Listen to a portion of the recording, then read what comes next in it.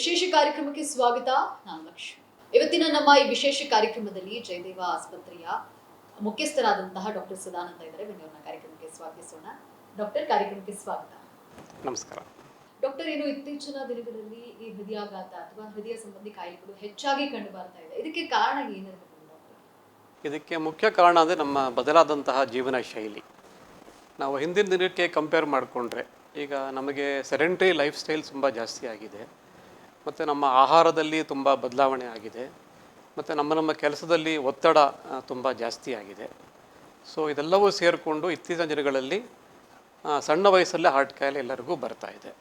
ಅಂದರೆ ನಾವು ತಿನ್ನುವಂತಹ ಆಹಾರ ಪದಾರ್ಥಗಳಿಂದನೇ ಹೆಚ್ಚಾಗಿ ಹೃದಯಾಘಾತ ಸಂಭವಿಸ್ತಾ ಇದೆ. ಒನ್ ಆಫ್ ದಿ ಮುಖ್ಯ ಕಾರಣಗಳದು. ಅಂದರೆ ಹಿಂದಿನ ಆಹಾರ ಬಹಳ ಸಿಂಪಲ್ ಇತ್ತು. ನಮ್ಮ ಪೂರ್ವಜರು ತಿಂತಾ ಇದ್ದಂಥ ಆಹಾರ ಬಹಳ ಕಡಿಮೆ ಇತ್ತು. ಈಗಿನ ಆಹಾರ ಪದ್ಧತಿಯಲ್ಲಿ ಬದಲಾವಣೆ ಏನಂದರೆ, ನಾವು ಹೆಚ್ಚು ಸಕ್ಕರೆ ಇರುವಂಥ ಅಂಶವನ್ನು ನಾವು ಯೂಸ್ ಮಾಡ್ತಾ ಇದ್ದೀವಿ. ಅಡುಗೆಯಲ್ಲಿ ತುಂಬ ಆಯಿಲ್ ಯೂಸ್ ಆಗ್ತಾ ಇದೆ, ಮತ್ತು ಡೀಪ್ ಫ್ರೈ ಮಾಡೋಂಥ ಅಭ್ಯಾಸ ತುಂಬ ಜಾಸ್ತಿ ಆಗ್ತಾ ಇದೆ, ಮತ್ತು ರೆಡ್ ಮೀಟು ಮತ್ತು ನಾನ್ ವೆಜಿಟೇರಿಯನ್ ಡಯಟ್ ತುಂಬ ಜಾಸ್ತಿ ಆಗಿದೆ, ಮತ್ತು ಅನ್ಹೆಲ್ದಿ ಫ್ಯಾಟ್ಸ್ ಅಂದರೆ ಸ್ಯಾಚುರೇಟ್ ಫ್ಯಾಟ್ ಅಂತ ಹೇಳ್ತೀವಿ, ಅಂದರೆ ಪಾಮ್ ಆಯಿಲ್ ಯೂಸ್ ಮಾಡೋದು ಮತ್ತು ಡಾಲ್ಡಾ ತುಪ್ಪ ಈ ಥರದ್ರಲ್ಲಿ ಅಡುಗೆಯನ್ನು ಬೇಯಿಸುವಂಥ ಅಭ್ಯಾಸ ತುಂಬ ಜಾಸ್ತಿ ಆಗಿದೆ. ಮತ್ತು adulteration of the food very important ಕಾಸ್. ನಮ್ಮ ಆಹಾರದಲ್ಲಿ ತುಂಬ ಕಲಬೆರಕೆ ಆಗ್ತಾ ಇದೆ. ಇದೆಲ್ಲವೂ ನಮ್ಮ ಆರೋಗ್ಯದ ಮೇಲೆ ಪರಿಣಾಮ ಬೀರ್ತಾ ಇದೆ.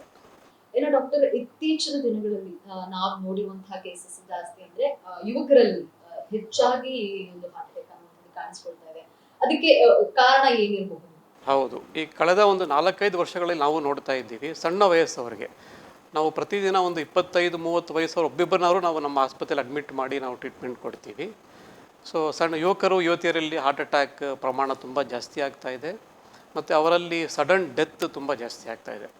ಅಂದರೆ ಅವ್ರು ಚೆನ್ನಾಗಿ ಬೆಳಗ್ಗೆ ಎದ್ದು ಕೆಲಸಕ್ಕೆ ಹೋದರು, ಕೆಲಸ ಮಾಡ್ತಾ ಇದ್ದಾರೆ, ಸಡನ್ನಾಗಿ ಏನೋ ಆಯಿತು, ನೋವು ಅಂತ ಹೇಳಿದ್ರು, ಅಲ್ಲೇ ಕುಸ್ತು ಬಿದ್ದೋಗ್ಬಿಟ್ರು. ಅವರಿಗೆ ಹಾಸ್ಪಿಟ್ಲಿಗೆ ಬರೋದಕ್ಕೂ ಸಮಯಾವಕಾಶ ಇರೋದಿಲ್ಲ. ಸೊ ಈ ಥರದ ಸಾವುಗಳು ಯಂಗ್ಸ್ಟರ್ಸಲ್ಲಿ ತುಂಬ ಜಾಸ್ತಿ ಆಗ್ತಾ ಇದೆ. ನಾವು ಆಗಲೇ ಹೇಳಿದಾಗೆ ಯಂಗ್ಸ್ಟರ್ಸಲ್ಲಿ ಅವರ ಜೀವನ ಶೈಲಿ ತುಂಬ ಬದಲಾವಣೆ ಆಗಿದೆ. ಸೆಡೆಂಟ್ರಿ ಲೈಫ್ ಸ್ಟೈಲ್ ತುಂಬ ಇದೆ. ಎಲ್ಲರೂ ಆಲ್ಮೋಸ್ಟು ಕೂತ್ಕೊಂಡು ಕಂಪ್ಯೂಟರ್ ಮುಂದೆ ಕೆಲಸ ಮಾಡೋಂಥ ಆ ಥರದ ಕೆಲಸವನ್ನೇ ಅವರು ಆಯ್ಕೆ ಮಾಡ್ಕೊಳ್ತಾರೆ. ಅಲ್ಲಿ ಫಿಸಿಕಲ್ ಆ್ಯಕ್ಟಿವಿಟಿಗೆ ಜಾಸ್ತಿ ಸ್ಕೋಪ್ ಇರೋದಿಲ್ಲ. ಆಮೇಲೆ ಅವರು ತುಂಬ ಹೆಚ್ಚಿನ ಗಂಟೆಗಳ ಕಾಲ ಪ್ರತಿದಿನ ಕೆಲಸ ಮಾಡ್ತಾರೆ. ಅವರು ಆ್ಯಕ್ಟಿವಿಟೀಸ್ಗಾಗಲಿ ಎಕ್ಸಸೈಸ್ಗಾಗಲಿ ಅವರಿಗೆ ಟೈಮ್ ಇರೋದಿಲ್ಲ ಅವರಿಗೆ. ಸೊ ಇದು ಒಂದು ಕಾರಣ. ಆಮೇಲೆ ತುಂಬ ಒತ್ತಡ, ಅವರ ಕೆಲಸಗಳಲ್ಲಿ ಎಲ್ಲರಿಗೂ ಟಾರ್ಗೆಟ್ಸ್ ತುಂಬ ಜಾಸ್ತಿ ಇರುತ್ತೆ. ರಾತ್ರಿಯೆಲ್ಲ ಕೆಲಸ ಮಾಡೋಂಥ ಸಂದರ್ಭವೂ ಇರುತ್ತೆ ಅವರಿಗೆ. ಮತ್ತು ಕೆಲಸ ಮಾಡಲಿಲ್ಲ, ಪರ್ಫಾರ್ಮ್ ಮಾಡಲಿಲ್ಲ ಅಂದರೆ ಕೆಲಸವನ್ನು ಕಳ್ಕೊಳ್ಳೋಂತಹ ಒಂದು ತೂಗುಕತ್ತಿ ಅವ್ರ ಮೇಲೆ ಯಾವಾಗಲೂ ಇರುತ್ತೆ. ಸೊ ಅವರೆಲ್ಲರೂ ತುಂಬ ಒತ್ತಡದಲ್ಲಿ ಕೆಲಸ ಮಾಡ್ತಾರೆ. ಬೇರೆ ಪರ್ಸನಲ್ ಲೈಫ್ಗೆ ಅವ್ರಿಗೆ ಟೈಮ್ ಇರೋದಿಲ್ಲ, ಎಕ್ಸಸೈಸ್ ಮಾಡಲಿಕ್ಕೆ ಟೈಮ್ ಇರೋದಿಲ್ಲ, ಮತ್ತು ಒಂದು ಉತ್ತಮವಾದ ಆಹಾರವನ್ನು ಅವ್ರ ಮನೆಯಲ್ಲಿ ಮಾಡ್ಕೊಂಡು ತಿನ್ನೋದಕ್ಕೂ ಅವರಿಗೆ ಟೈಮ್ ಇರೋದಿಲ್ಲ. ಅವರು ಹೊರಗಡೆ ಸಿಗುವಂತಹ ಸಿದ್ಧ ಪದಾರ್ಥಗಳು, ಜಂಕ್ ಫುಡ್ ಮತ್ತು ಆರ್ಡ್ರ್ ಮಾಡ್ಕೊಂಡು ತಿನ್ನೋಂಥ ಫುಡ್ ಮೇಲೆ ಅವರು ಡಿಪೆಂಡ್ ಆಗಿರ್ತಾರೆ. ಇದೆಲ್ಲವೂ ಅವರ ಆರೋಗ್ಯದ ಮೇಲೆ ಪರಿಣಾಮ ಬೀರ್ತಾ ಇದೆ. ಮತ್ತು ಸ್ಮೋಕಿಂಗ್ ಪ್ರಮಾಣವೂ ಜಾಸ್ತಿ ಇದೆ. ಮತ್ತು ಇತ್ತೀಚಿನ ಕಾಲದಲ್ಲಿ ಡ್ರಗ್ ಅಡಿಕ್ಷನ್ ನಾವೆಲ್ಲ ನೋಡ್ತಾ ಇದ್ದೀವಿ. ಈಗ ಡ್ರಗ್ಸ್ ರೈಡ್ ಮಾಡಿ ಡ್ರಗ್ಸ್ ಸಿಕ್ತು. ಸೊ ಸ್ಟೂಡೆಂಟ್ಸಲ್ಲಿ, ಯಂಗ್ಸ್ಟರ್ಸಲ್ಲಿ ಡ್ರಗ್ ಅಡಿಕ್ಷನ್, ಸ್ಮೋಕಿಂಗ್ ಮತ್ತು ಆಲ್ಕೋಹಾಲ್ ತುಂಬ ಜಾಸ್ತಿ ಆಗಿದೆ. ಇದೆಲ್ಲದನ್ನು ಸೇರಿಕೊಂಡು ಅವರಿಗೆ ಹಾರ್ಟ್ ಕಾಯಿಲೆ ಪ್ರಮಾಣ ಜಾಸ್ತಿ ಆಗ್ತಾ ಇದೆ. ಏನೋ ಡಾಕ್ಟರ್, ನಾವು ಕೇಳ್ಪಟ್ಟಂಗೆ ಅಂದರೆ ಜಿಮ್ ಮಾಡೋರು ಕೂಡ, ಜಿಮ್ಗೆ ಹೋಗೋದ್ರಿಂದನೂ ಕೂಡ ಈ ಹೃದಯಾಘಾತ ಸಂಭವಿಸುತ್ತೆ. ಅಂದರೆ ಅತಿಯಾಗಿ ಎಕ್ಸಸೈಸ್ ಮಾಡೋದ್ರಿಂದ ಕೂಡ ಹೃದಯಾಘಾತ ಆಗುತ್ತೆ ಅಂತ ಹೇಳ್ತಾರೆ. ಅದ್ರ ಬಗ್ಗೆ ನೀವೇನು ಹೇಳ್ತೀರಿ? ಎಕ್ಸಸೈಸ್ ಮಾಡೋದು ಆರೋಗ್ಯಕ್ಕೆ ತುಂಬ ಒಳ್ಳೆಯದು, ಬಟ್ ಅದು ಒಂದು ಸ್ಟ್ರಕ್ಚರ್ಡ್ ರೀತಿಯಲ್ಲಿ ಇರಬೇಕು. ಅಂದರೆ ನಾವು ನಿಧಾನವಾಗಿ ಶುರು ಮಾಡಬೇಕು, ನಿಧಾನವಾಗಿ ಆ ವರ್ಕ್ ಲೋಡನ್ನು ಜಾಸ್ತಿ ಮಾಡ್ತಾ ಹೋಗಬೇಕು, ನಮ್ಮ ಶರೀರನ ಅದಕ್ಕೆ ಒಗ್ಗಿಕೊಳ್ಳಬೇಕು. ಇದರಿಂದ ಏನು ತೊಂದರೆ ಆಗೋದಿಲ್ಲ. Exercise is very important for health. But ಈಗಿನ ಜನ್ರೇಷನ್ ಏನು ಮಾಡುತ್ತೆ ಅಂದರೆ, ಅವರ ಐಡಲ್ಸನ್ನು ಟಿ ವಿನಲ್ಲಿ, ಪಿಕ್ಚರಲ್ಲಿ ನೋಡ್ತಾರೆ. ಅದೇ ಥರದ ನಾವು 6 ಪ್ಯಾಕ್ಸ್ ಬೆಳೆಸ್ಕೋಬೇಕು, ಮಸ್ಕುಲರ್ ಆಗಬೇಕು within A short period of time. ಒಂದು 2-3 ತಿಂಗಳಲ್ಲಿ ನನಗೆ ಅದು ಆ ಥರದ ಬಾಡಿ ನಂಗೆ ಬಂದುಬಿಡಬೇಕು. ಈ ಥರದಿಂದ ಅವ್ರು ಏನು ಮಾಡ್ತಾರೆ, ತುಂಬ ವಿಗರಸ್ ಆಗಿ ವರ್ಕೌಟ್ ಮಾಡಲಿಕ್ಕೆ ಶುರು ಮಾಡ್ತಾರೆ. ಅನ್ಕಸ್ಟಮ್ಡ್ ಎಕ್ಸಸೈಸ್ ಮಾಡಲಿಕ್ಕೆ ಹೋಗ್ತಾರೆ. ಅವರ ಹೃದಯ, ಅವರ ದೇಹ ಅದಕ್ಕೆ ಇನ್ನೂ ಸಿದ್ಧವಾಗಿರೋದಿಲ್ಲ. ಮತ್ತು ಸಡನ್ನಾಗಿ ಮ್ಯಾರಥಾನ್ ಓಡಬೇಕು, ಯಾವುದೋ ಒಂದು ಮ್ಯಾರಥಾನ್ 10K ಮ್ಯಾರಥಾನ್ ಅನೌನ್ಸ್ ಆಗುತ್ತೆ, ಯಾವುದೇ ಅಭ್ಯಾಸ ಇಲ್ಲದೆ ಅವರು ಆ ದಿನ ಮ್ಯಾರಥಾನಲ್ಲಿ ಓಡಲಿಕ್ಕೆ ಸ್ಟಾರ್ಟ್ ಮಾಡ್ತಾರೆ. ಈ ಥರ ಏನೂ ಅಭ್ಯಾಸವಿಲ್ಲದೆ ನಾವು ಫಿಸಿಕಲ್ ಆ್ಯಕ್ಟಿವಿಟಿ ಮಾಡಿದಾಗ ಅದು ನಮ್ಮ ಶರೀರದ ಮೇಲೆ ದುಷ್ಪರಿಣಾಮ ಬೀಳುತ್ತೆ. ಆವಾಗ ಹಾರ್ಟ್ ಅಟ್ಯಾಕ್ ಆಗಿ ಕೊಲ್ಯಾಪ್ಸ್ ಆಗಿ ಸಾಯೋಂಥ ಸಾಧ್ಯತೆಯೂ ಇರುತ್ತೆ. ಸೊ ಇದರಿಂದ ಎಲ್ಲ ಜಿಮ್ಮನ್ನು ತಪ್ಪು ಅಂತ ನಾವು ಭಾವಿಸೋ ಅಗತ್ಯ ಇಲ್ಲ. ಖಂಡಿತವಾಗಿ ಎಕ್ಸಸೈಸಿಂದ ತುಂಬ ಬೆನಿಫಿಟ್ಸ್ ಇದೆ. ಅದು ನಾವು ಒಂದು ಸ್ಟ್ರಕ್ಚರ್ಡ್ ರೀತಿಯಲ್ಲಿ ಒಬ್ಬರ ಟ್ರೈನರ್ನ ಇಟ್ಕೊಂಡು ಅಂಡರ್ ಸೂಪರ್ವಿಷನ್ ಮಾಡಿದರೆ ತುಂಬ ಒಳ್ಳೆಯದು. ಇಲ್ಲ ಡಾಕ್ಟರ್, ಈ ಒಂದು ಹೃದಯಾಘಾತ ಬರುವಂಥ ಮುಂಚೆ ಏನೆಲ್ಲ ಲಕ್ಷಣಗಳು ಕಾಣಿಸ್ಕೊಳ್ತವೆ? ಸಾಮಾನ್ಯವಾಗಿ ಹೃದಯಾಘಾತ is A very sudden event. ಹೃದಯ ಆಘಾತ ಅಂದರೆ it is a sudden event.